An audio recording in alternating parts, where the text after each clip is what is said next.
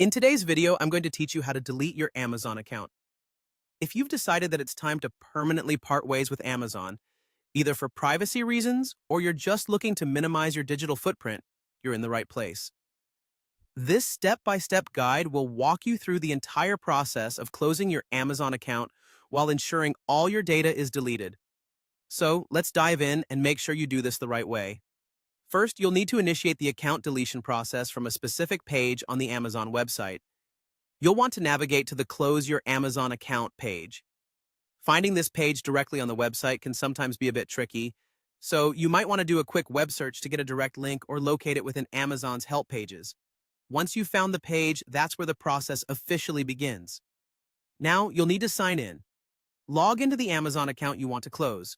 Make sure you're using the right credentials because this ensures you're deleting only the account you intended to. If you have multiple Amazon accounts, double-check that you're logging into the correct one. This step is key because once the process is complete, recovering the account becomes impossible. Next, take a moment to carefully review the information about what closing your Amazon account actually means. This isn't just about losing your access to Amazon shopping. You'll lose access to various services linked to your account, such as Kindle eBooks, Amazon Music, and any wish lists or subscriptions you have.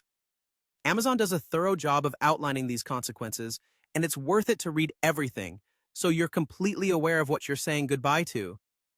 Once you're ready, Amazon will ask you for a reason. You'll have to choose a reason for account closure from a provided drop-down menu. Be honest with your reason. Amazon uses this feedback to improve their services, though it doesn't change the outcome for you. After selecting your reason, you'll need to confirm your closure request.